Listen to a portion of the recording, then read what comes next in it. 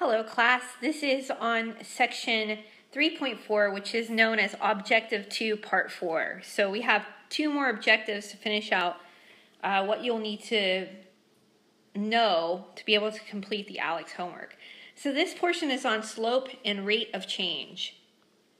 Objective 1 is finding the slope of a line given 2 points of the line. On this slide we see the definition of what a slope is.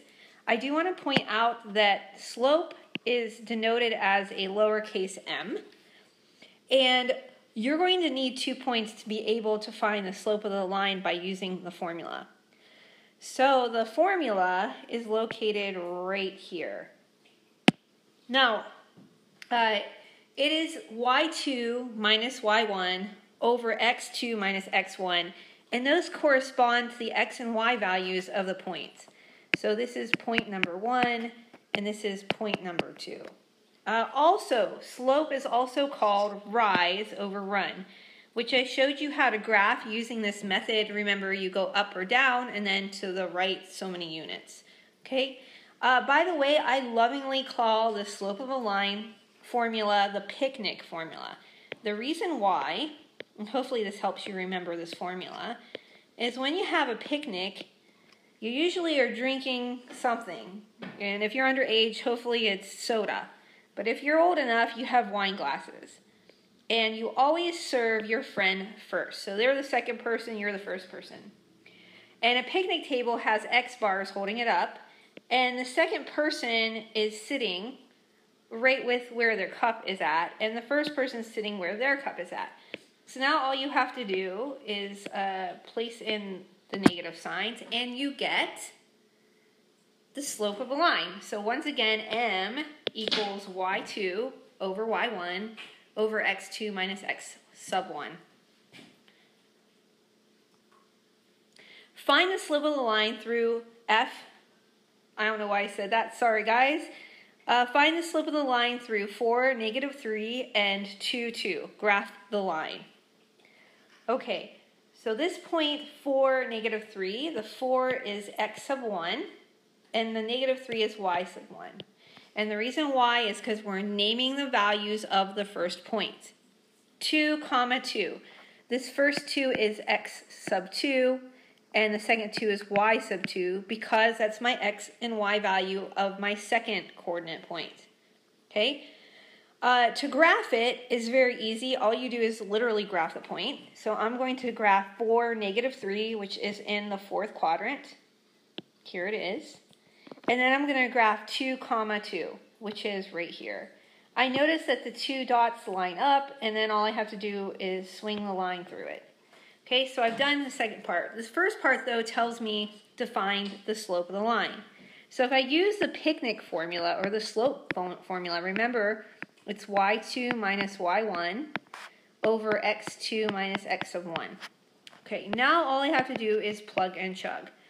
y2 was 2 minus y1 was negative 3. Notice how I put that negative 3 inside parentheses?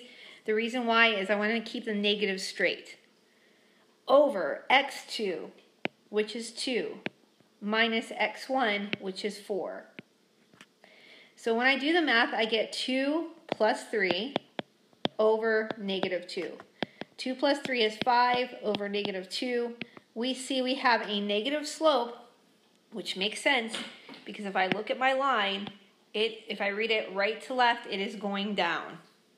So we say that slope is falling. Okay, it makes no difference what point you identify as x1, y1 as long as you're consistent. So you can flip-flop them, but once again, make sure you're consistent what you're naming.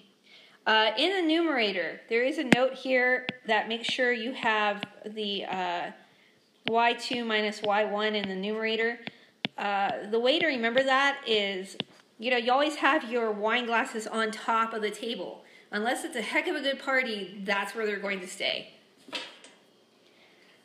Okay, our next example we have is find the slope of the line through negative 2, 1, and 3, 5, graph the line. So we do this one exactly the same way. We're going to use the slope formula, y2 minus y1 over x2 minus x sub 1. Okay, I'm going to name my points. -2 is x sub 1, and 1 is y sub 1, because it corresponds to the first point.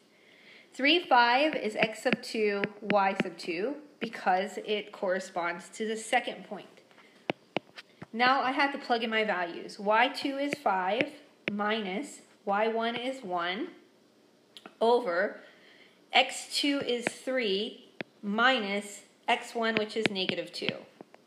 So if I do the math, I get 4 over 3 plus 2. So 4 over 5 is my slope. Okay, so now I'm going to plot it. -2, 1 is in quadrant number 2. 3, 5 is in quadrant number 1.